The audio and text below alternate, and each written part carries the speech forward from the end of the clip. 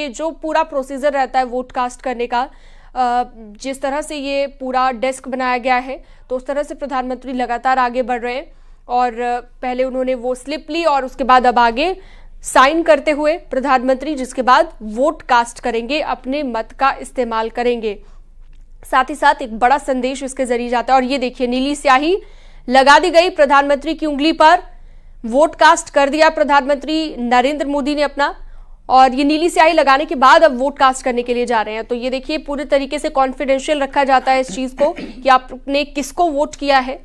और अमित शाह की कॉन्स्टिट्यूएंसी में है इस वक्त पीएम मोदी, तो यहां पर वोट कास्ट करते हुए अहमदाबाद में आप देख रहे हैं पीएम नरेंद्र मोदी को।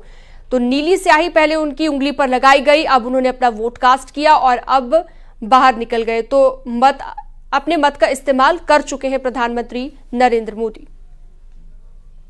शिवम, आपने देखा कि खासकर तीसरे चरण के मतदान पर प्रधानमंत्री नरेंद्र मोदी जनता के बीच में ज्यादा नजर आए और दो ऐसे मुद्दे उन्होंने पकड़े जिस पर उन्होंने विपक्ष को घेरा, सिर्फ कांग्रेस को घेरा, विरासत टैक्स और मंगलसूत्र।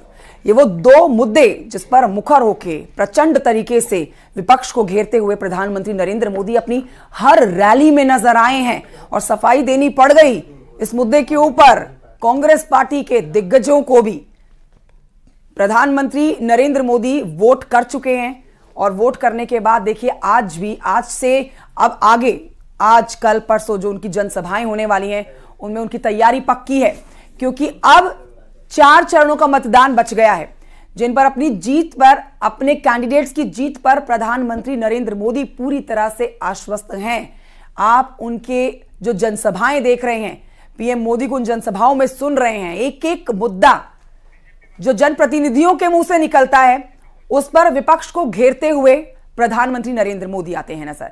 हमारे साथ मेहमान बने हुए हैं, इन तस्वीरों पर और जानकारी और बातचीत हम कर लेते हैं संजय चौधरी जी से, प्रवक्ता बीजेपी हैं, वो हमारे साथ इस समय मौजूद हैं इस हमारे चर्चा में। संजय चौधरी जी, प्रधानमंत्री नरेंद्र मोदी वोट कर चुके हैं। हमने देखा कि तीसरे चरण के मतदान के लिए उन्होंने 2 महत्वपूर्ण मुद्दे पकड़ लिए विपक्ष को घेरने के लिए, एक मंगलसूत्र और एक विरासत टैक्स का। ये 2 मुद्दे आपको लगता है कि विपक्ष को घेर गए होंगे और जो 400 पार का नारा जो लगाया जा रहा है बीजेपी की तरफ से वो सत्य साबित होगा?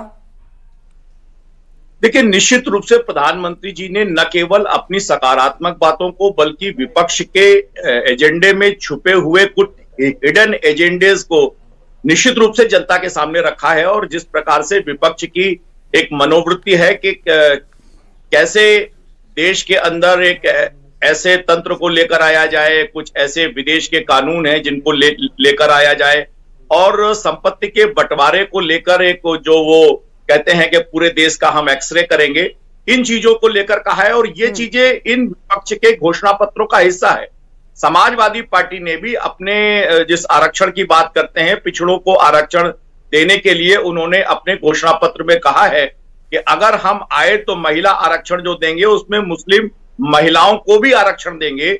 ये संविधान में दी गई भावनाओं के निश्चित रूप से खिलाफ है कि धर्म के आधार पर आरक्षण का भारत का संविधान विरोध करता है। और उस आरक्षण को देने के लिए समाजवादी पार्टी अपने घोषणा पत्र में जिक्र करती है। तो विपक्ष के एजेंडे के हिडन एजेंडे को प्रधानमंत्री जी ने सामने रखा है। निश्चित रूप से पक्ष और विपक्ष दोनों की बातों को सामने रखते हुए प्रधानमंत्री ने अपना आदर्श भी प्रस्तुत किया है कि कैसे आज जब वो 7:15 बजे, 7:30 बजे वोट देने के लिए आ गए हैं, वोट दे दिया है, तो विपक्ष के बड़े नेता इस समय सो रहे होंगे।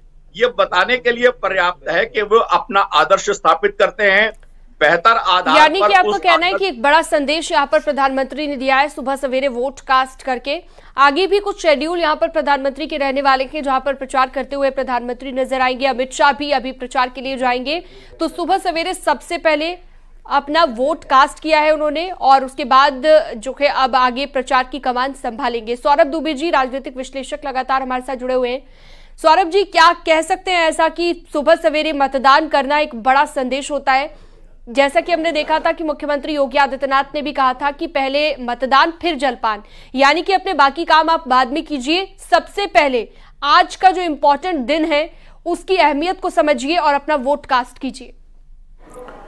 बिल्कुल, देखिए एक छोटी सी घटना मैं बताता हूं आपको। रामकृष्ण परमहंस के पास एक आती है अपना बच्चा लेकर के, एक माँ जो है वो कहती है गुरुजी ये गुड़ बहुत खाता है, तो गुड़ इसको छुड़वाना है। तो गुरु बोले 1 हफ्ते बाद आना। 1 हफ्ते बाद जब उनको बुलाया तो उन्होंने बुला करके बोला कि बेटा गुड़ मत खाना। बोली इसके लिए आपने 1 हफ्ते बाद बुलाया, उसी दिन बोल देते।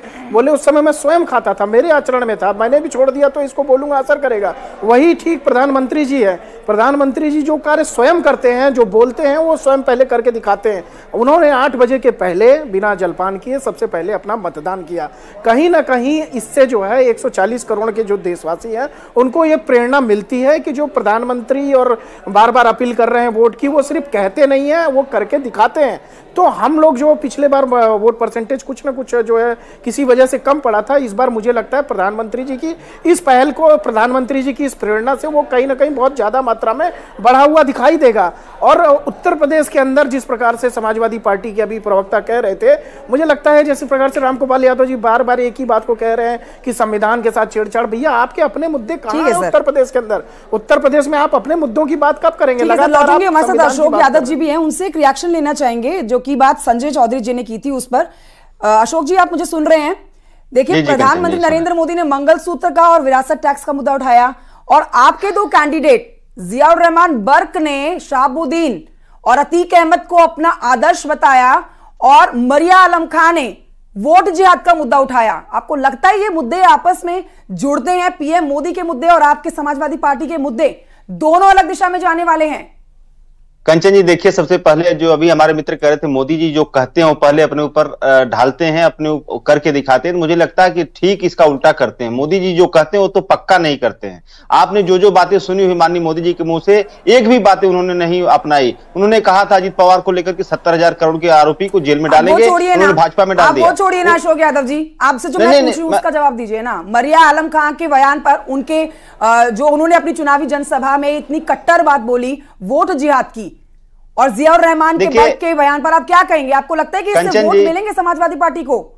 कंचन जी जैसे आपने कहा इसके पहले कि मोदी जी अपनी जीत को लेकर आश्वस्त है, अगर वो आश्वस्त रहते थे, जिस तरह की भाषा का इस्तेमाल उन्होंने किया था कि कांग्रेस पार्टी सत्ता में आएगी तो अपने आपके सारे संपत्तियों को छीन करके एक धर्म विशेष को दे देगी, ये क्या है? मोदी जी क्या करना चाहते हैं? ये उनकी बौखलाहट को दिखा रहा है। वो देश में धार्मिक उन्माद फैला करके चुनाव जीतने की उनकी मंशा है। और वो आदर्श की बात करती हैं आप। मोदी जी के आदर्श कौन है? जो देश के पहलवान बेटियों का यौन शोषण करने वाला मोदी जी का आदर्श है। आज देखिए जो प्रज्वल रेवन्ना जैसा जो मास रेपिस्ट है, वो मोदी जी का आदर्श, उसका प्रचार जाके मोदी जी करते हैं। और कौन से आदर्श की बात मोदी जी करते हैं? मोदी जी की बात आप कर रही हैं कि उन्होंने ये कहा। इस पर आपसे जवाब दूंगी। फिलहाल आगरा से बीजेपी के लिए निकल रहे हैं, कैसा माहौल दिख रहा है आगरा में? क्योंकि विपक्षी दल कह रहे हैं कि इस बार ये जो भाजपा का गढ़ है आगरा, इसको ढहाना है। ये जोक ऑफ द सेंचुरी है, अगर विपक्षी दल ये कहते हैं। दीवार पर लिखा है कि 4 लाख से ऊपर की जीत होगी और आप रैंडम रूप से आज के दिन यदि मतदाता की लाइन में केवल सपा बसपा के प्रत्याशियों के केवल नाम पूछ लेना, काम वाम तो बहुत बड़ी बात है, तो 80-90% लोग नाम ही नहीं बता पाएंगे। तो ये भारतीय जनता पार्टी के प्रधानमंत्री जी की कल्याणकारी योजनाएं, राज्य की योजनाएं, राज्य का लॉ एंड ऑर्डर और हमारे संगठन की अपार मेहनत से भारतीय जनता पार्टी यहाँ से कम 4 लाख वोटों से जीतेगी। आप चुनौती किसको मान रहे हैं, बसपा को या सपा कांग्रेस गठबंधन को? क्योंकि आपकी बगल फतेहपुर सीकरी में प्रियंका गांधी रोड शो भी कर गए, कुछ असर पड़ा इसका? 100 मीटर रेस में जब कॉलिस और बेन जॉनसन दौड़ते थे ना, तब ये कहा जाता था कि 1 सेकंड का फर्क पड़ेगा। जब दूर दूर तक गठबंधन और बीएसपी नहीं दिखाई पड़ रही है तो ये कहना ही, और मैं घमंड की बात कभी नहीं करता हूँ। आप 4 जून को देख लेना, आज भी चुनाव 11 बजे खत्म हो जाएगा। 11 बजे से लेकर 6 बजे तक जो मतदान होगा वो लीड का वोट पड़ेगा। तो एसपी सिंह बघेल को अभी आपने सुना, हमारे सहयोगी उनके साथ मौजूद थे, और एसपी सिंह बघेल इस बार भी जीत को लेकर पूरी तरह से आश्वस्त हैं और उनका कहना है कि अब बड़े मार्जिन से इस बार जीत हासिल करेंगे। न्यूज़ 18 बड़ी कवरेज में लगातार बना हुआ है। तीसरे चरण के चुनाव का रण लगातार जारी है। एक तस्वीर अपडेट आप तक सबसे पहले पहुंचाएंगे। फिलहाल एक छोटा सा ब्रेक, जल्द लौटेंगे।